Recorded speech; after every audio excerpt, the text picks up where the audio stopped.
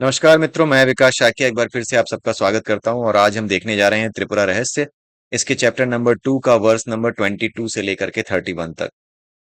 तो यहाँ पर परशुराम जी ये कहते हैं कि आपने जिस तरीके से किसी कर्म को करने के लिए जो विधियां बताई थी ताकि मैं त्रिपुरा रहस्य को समझ सकूं, यानी जो त्रिपुरा देवी हैं, जो इस पूरी सृष्टि को चलाती हैं, यानी वो शक्ति जो इस पूरी सृष्टि को चला रही है, उसकी मॉडस ऑपरेंडी क्या है, उसको समझने के लिए, उसको जानने के लिए जिस कर्म अनुष्ठान, अनुष्ठान का मतलब होता है तरीका, मतलब कोई काम मैं कैसे करूं कि मुझे ये चीज मिल जाए। जैसे मैंने पिछले वीडियो में लेबोरेटरी में अपना एग्जांपल दिया था कि मैं लेबोरेटरी में गया तो टीचर ने मुझे बताया कि पहले ये रखना, फिर वो रखना, फिर स्केल से नापना, फिर जो आउटसाइड रे जा रही है उसका एंगल नापना, फिर साइन आई बाय साइन और ये दोनों निकालना, और उसके बाद तुम्हें क्या मिल जाएगा, रिफ्रैक्टिव इंडेक्स मिल जाएगा कांच का।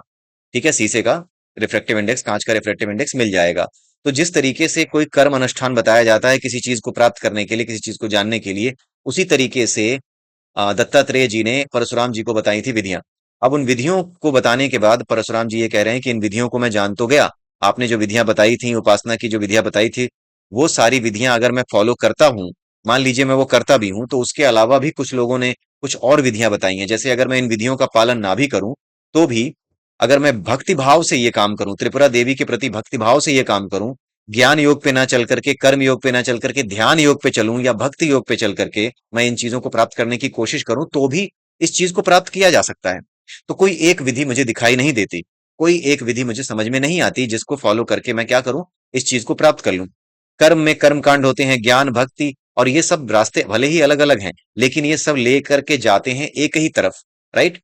तो वही परशुराम जी कह रहे हैं कि इसमें से किसको फॉलो किया जाए। शास्त्रों में भी एकता नहीं है। कुछ जगहों पे लिखा गया है कि त्रिपुरा देवी कर्म अनुष्ठान ऐसे करो, यज्ञ ऐसे करना, तब जाके त्रिपुरा देवी का रहस्य पता चलेगा या ये प्रसन्न होंगी। ये सारी बातें कही जाती हैं, तो मैं किसकी पूजा करूं, किसकी आराधना करूं, किसकी उपासना करूं ताकि मुझे वो रहस्य समझ में आ जाए, किस चीज की उपासना करनी है मुझे। ठीक है, इसलिए शास्त्रों में भी एकता नहीं है। वो सारी बातें एक जैसी नहीं कह रहे, सारे शास्त्र एक जैसी बातें नहीं कह रहे, सभी शास्त्रों में मतैक्य नहीं है। तो मैं ऐसा क्या करूं। बाहरी रूप में तो ज्ञान को, इच्छा शक्ति को, कर्म कर्म की शक्ति को, कर्म के अनुष्ठान को इच्छा शक्ति, हमारे भक्ति को अलग चीज कहा जाता है, हमारी भक्ति भावना अलग होती है। तो इन सारी चीजों के बारे में अगर मैं देखूं तो ये सारी चीजें अलग अलग जरूर हैं, लेकिन इससे शक्ति, जो वास्तविक शक्ति है, उसके रूप में कोई परिवर्तन नहीं होता। ऐसा नहीं है कि अगर मैं ज्ञान के रास्ते से जाऊं तो किसी ने कहा हो कि तुम्हें अलग कुछ प्राप्त होगा, भक्ति के मार्ग से जाऊं तो कुछ अलग प्राप्त होगा। तो जो वास्तविक रूप है वो तो हमेशा एक जैसा ही रहेगा शक्ति का, यानी त्रिपुरा देवी का रहस्य एक जैसा ही रहेगा, उनका जो ज्ञान है वो एक जैसा ही रहेगा, उसमें कोई अंतर नहीं आएगा। भले ही बाहर से मैं चाहे ज्ञानी बनूं, चाहे भक्ति करूं, चाहे मैं कर्म करूं। अब उसके बाद उन्होंने ये बताया कि जैसे कि हमारे यहाँ बताया जाता है कि आप संसार में जब तक हैं तब तक विचार विमर्श कर रहे हैं, ये विचार किया, ये काम करना है, वो किया, वो काम नहीं करना। अगर हम कोई चीज विचारते हैं कि ये काम करना है, तो उस विचार के साथ एक चीज अपने आप जुड़ी हुई होती है कि हमें ये नहीं करना है। किसी चीज के लिए जब आप ये कहते हैं कि ये करना है, तो उसके पीछे कोई चीज जरूर होती है जो कहती है कि ये नहीं करना है। वो आपके दिमाग में भले ना आए कि ये करना है, मतलब कोई आएगा तो पैर छूना है, कोई बड़ा आएगा तो पैर छूना है। इसका मतलब है कि इसमें ये बात अपने आप शामिल होती है कि बड़ों के पैर ना छूना सही चीज नहीं है, बड़ों के पैर छूना चाहिए। तो सही और गलत दोनों एक साथ जुड़ा होता है, हमें हमेशा हम अपने एक साथ हमें नहीं दिखाई देता, लेकिन सही के साथ गलत जुड़ा होता है। क्या नहीं करना है उसके साथ क्या करना है वो भी जुड़ा होता है। जैसे बड़े हैं तो उनसे बहस नहीं करना, तो इसके साथ ये जुड़ा हुआ है कि बड़ों से बहस नहीं की जाती। नहीं वाला चीज जुड़ी हुई है तो हाँ वाली चीज भी जुड़ी हुई है। हाँ में क्या जुड़ा हुआ है कि बड़ों के साथ विनम्रता से ही पेश आना चाहिए। अपने साथ दो चीजें, अपने आप दो चीजें एक साथ जुड़ी होती हैं। इस संसार में कोई चीज ऐसी नहीं है जो दो के साथ ना हो, हर चीज दो के साथ है, द्वैत के साथ है। भले ही कोई चीज कहे कि हाँ ये करना है, उसके साथ क्या नहीं करना है वो हमेशा जुड़ा होता है। इसीलिए यम के साथ, यम यानी क्या नहीं करना है, नियम यानी क्या करना है। वो चाहे गौतम बुद्ध हो, चाहे कोई भी हो, सबने यम और नियम की बात की है, क्योंकि ये सब बड़े विद्वान लोग थे। इनको पता था कि संसार द्वैत है, और संसार में हर आदमी इसी चीज को नहीं सोचता कि कोई चीज अगर करने को कही जा रही है तो उसके साथ कोई चीज ना करने को भी कही जा रही है। अगर आपको कुत्तों से बहुत ज्यादा प्यार है तो कहीं ना कहीं आपको इंसानों से, मनुष्यों से बहुत ज्यादा नफरत भी होगी। जैसे जो लोग कुत्तों को बहुत ज्यादा पसंद करते हैं, कहते हैं कुत्ते इंसानों से भी ईमानदार होते हैं। इसका मतलब है कि इसने, इसके साथ साथ वो ये कह रहा है कि इंसान ईमानदार नहीं हो सकता। कुत्ता ईमानदार होता है, इंसान ईमानदार नहीं हो सकता। अपने आप दूसरी बात जुड़ जाती है, आप कहें चाहे ना कहें जुड़ जाती है। तो ये संसार द्वैत है। लोग इसी बारे में नहीं सोचते कि मैं एक चीज करता हूं तो दूसरी चीज का समर्थन कर बैठता हूं, एक चीज को मना करता हूं तो दूसरी चीज के फेवर में चला जाता हूं। अगर मैं कहूं कि मुझे कुत्तों से बड़ा प्रेम है तो मैं ये नहीं कह सकता कि मैं बहुत करुणा वाला आदमी हूं। मुझे अगर कुत्तों से बहुत ज्यादा प्रेम और एट द सेम टाइम मुझे इंसानों की चिंता ही नहीं है कि हाँ कुत्ते इंसानों को काट लेते हैं, कई बार जो है उनसे नुकसान भी होता है, राइट? तो इसलिए कुत्तों को जो है सही से रखना चाहिए, उनकी व्यवस्था करनी चाहिए। अगर ये चीजें मेरे दिमाग में नहीं आती, मैं सिर्फ और सिर्फ एक तरफा सोचता हूँ कि कुत्ते तो इंसानों के जो है मित्र होते हैं, कुछ लोग होते ही ऐसे हैं जिनको कुत्ते देख के भौंकते हैं, जरूर वो कुछ करते होंगे। जो लोग ये कहते हैं कि कुत्ते कभी कुछ नहीं करते, बड़े अच्छे होते हैं, उनके दिमाग में हमेशा ही बात रहती है कि जरूर उस आदमी ने कुछ किया होगा, जबकि वो ये नहीं समझते कि कुत्ता कई बार बिना वजह भी खा जाता है, बिना वजह भी काट लेता है, राइट? वो ये समझते ही नहीं, क्योंकि उनका ये अनुभव ही नहीं रहा है। उन्होंने अपनी चेतना, अपनी ऊर्जा ऐसी बना ली है कि हर बार वो कुत्तों के पास जाते हैं, उनसे प्रेम से बात करते हैं, और ऐसा नहीं कि उनके कुत्ते उनको नहीं काटते। कई बार मालिकों के कुत्ते भी काट लेते हैं, लेकिन वो द्वैत में हैं, इसलिए वो क्या करते हैं, एक तरफा जीते हैं। द्वैत में होते हुए भी वो द्वैत के अद्वैत को जीते हैं, एक तरफ रुक जाते हैं।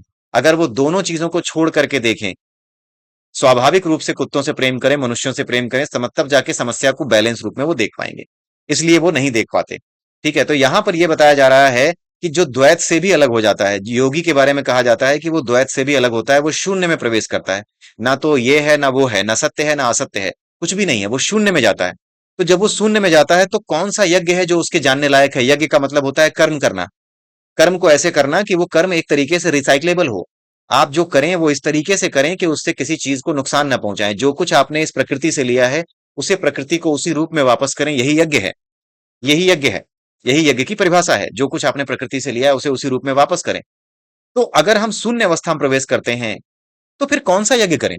ये सारी बातें आप सोच के देखिए ना। यज्ञ का मतलब होता है प्रकृति से मैंने लिया और प्रकृति को वैसे ही पहुंचा दिया, तो प्रकृति की चीज प्रकृति में रह गई। ये प्रकृति से शुरू हुआ, प्रकृति में खत्म हुआ। लेकिन जब हम शून्य अवस्था में प्रवेश करते हैं, जहां पर प्रकृति से कोई लेना देना नहीं है, कौन सा यज्ञ है जो कि जानने लायक है? ऋषि संवर्त ने तो पूरी तरह से, ऋषि संवर्त के बारे में परशुराम जी कहते हैं कि वो तो पूरी तरह से फ्री लगते थे। ऐसा लगता था कि उनको ना तो करने लायक कुछ दिखता है, ना तो ना करने लायक कुछ दिखता है, फिर भी वो अपना काम करते रहते हैं। किसी चीज में लिपे पुते नहीं है, ठीक है? किसी चीज में उनका कोई असर, किसी चीज का उन पे कोई असर नहीं पड़ रहा है, उन पर कोई असर नहीं है। लेकिन मुझे क्या करना चाहिए और क्या नहीं करना चाहिए, इन सब चीजों ने घेर लिया है, यानी मुझे कर्तव्य रूप नाग ने डस लिया है। मुझे बचाएं। कर्तव्य के विषय में कुछ तथ्य हम डिस्कस कर सकते हैं। कर्तव्य को जब भी आप देखें, अगर आपको कर्तव्य का वास्तविक स्वरूप समझना है, तो आपको कर्तव्य को देखना है बिना किसी भाव के, यानी कि आपको उसके साथ उलझना नहीं है। जैसे रेलवे स्टेशन पे एक गार्ड खड़ा होता है, तो ट्रेन आती है, ट्रेन जाती है, उसको या तो लाल झंडी दिखाता है रोकने के लिए, या हरी झंडी दिखाता है जाने के लिए। लेकिन उसका किसी ट्रेन से कोई लेना देना नहीं होता कि मुझे इस ट्रेन में चढ़ना है, या मुझे इस ट्रेन में जो है क्या बोलते हैं, कुछ काम कराना है, कुछ भी नहीं, उसे सिर्फ झंडी दिखाना है। उसी तरीके से हमें और आपको, हमारे मन में जब भी कर्तव्य करने ना करने, कौन सा काम करने लायक है, कौन सा करने लायक नहीं है, जो कुछ भी हमने शास्त्रों से सीखा है कि ये करना है, ये नहीं करना है, जब ये विचार हमारे मन में आए तो हमें क्या करना चाहिए? हमें चुपचाप बिना किसी भाव के बैठ करके देखना चाहिए कि जो भाव या जो विचार मेरे मन में आ रहा है, थोड़ी देर के लिए रुकें कि हाँ ये विचार मेरे मन में आया था। रिकॉल करें कि क्या विचार मन में आया था, क्या करने का प्रसंकल्प ले रहा था मैं, और क्या नहीं करना चाह रहा था मैं, मतलब क्या करना है उसके साथ क्या नहीं करना जुड़ा हुआ है। इन चीजों को बिल्कुल निर्भाव से देखो, यानी कि आपको कोई मतलब नहीं होना चाहिए, उसी गार्ड की तरह जो कि झंडे हिला रहा है आने जाने वाली ट्रेन को। ठीक उसी तरीके से आपको भी बस केवल आते जाते देखना है कि आपके विचार, जो क्या करना है क्या नहीं करना है की शिक्षा दे रहे थे आपको, या आपके दिमाग में आ रहे थे, वो किस तरीके से आ रहे थे, किस तरीके से जा रहे थे, उसको केवल देखना है। कर्तव्य को देखना है, चुनाव नहीं करना है कि मुझे ये करना ही होगा। बस आप देखें, एक प्रैक्टिस करें इसकी, कि इसको बस देखना है। जैसे विज्ञान भैरव तंत्र में भी इसी तरह की एक प्रैक्टिस थी कि बस आते जाते देखना है विचारों को। जैसे ही आप देखना शुरू करते हो, वैसे ही वो विलीन होना शुरू हो जाते हैं। ठीक है? इसके बाद उन्होंने गुरु को क्या किया, साष्टांग प्रणाम किया। ये इस कर्तव्य के बारे में जो बातें हमने की, ये कमेंट्री थी जो उस बुक में थी, जिस बुक से मैं रेफर कर रहा हूं। अच्छी लगी तो मैंने बता दी। अब उसके बाद उन्होंने गुरु को साष्टांग प्रणाम किया। गुरु ने साष्टांग प्रणाम करते हुए अपने शिष्य यानी कि परशुराम जी को देखा, और उन्होंने संतोष व्यक्त किया। उन्हें संतोष हुआ कि हाँ ये इस लायक है कि इसे समझाया जा सकता है, बताया जा सकता है। तो उसके बाद उन्होंने क्या बताया? उसके बाद उन्होंने ये बताया कि परशुराम जी, ये जितनी भी चीजें आपको बताई गई हैं, ये साध्य नहीं है। ये ऐसी चीज नहीं है जिसको कि आपको प्राप्त करना है। ये तो प्राप्त करने लायक कुछ और है। उसको जिसको प्राप्त करना है, यानी अपने भैरव स्वरूप को जो आपको प्राप्त करना है, अपने वास्तविक स्वरूप को जो आपको प्राप्त करना है, उस स्वरूप को प्राप्त करने का रास्ता मात्र है। ये आखिरी चीज नहीं है। ठीक है? ये भी कर्म का वास्तविक फल नहीं है। इससे भी टेम्परेरी फल ही आएगा, इसके बाद भी आप अपूर्ण ही रहोगे। कुल मिलाकर के इस बात को समझ लिया है परशुराम जी ने कि हाँ अभी भी अपूर्णता की स्थिति रहती है, इसीलिए गुरु जान गए। और इसीलिए उन्होंने क्या किया, रिवाइज किया, उनके सामने क्लियर किया कि ये सब भी केवल साधन मात्र हैं। ये वो चीजें हैं जिसके माध्यम से आप उसे पाओगे जिसे पाना है, लेकिन ये वो चीजें नहीं है जिसे पाना था। आई रिपीट, ये उपासना की विधियां, ये कर्म अनुष्ठान, ये यज्ञ, ये वो चीजें नहीं है जिन्हें प्राप्त करना था या जिन्हें जानना था, बल्कि इनके माध्यम से कुछ और प्राप्त किया जाता है। जो प्राप्त किया जाता है वो जानने लायक है, ठीक है, वो साध्य है, उसे प्राप्त करना है। इसलिए इनको केवल आप साधन मात्र समझिए, केवल और केवल टूल समझिए। ये बात बताई गई है। तो इसी के साथ आज का ये वीडियो मैं यहीं समाप्त करता हूं। अगले वीडियो में हम फिर मिलेंगे, तब तक के लिए जय श्री राम, जय श्री कृष्णा, जय श्री राधे, ओम नमः शिवाय, जय श्री परशुराम।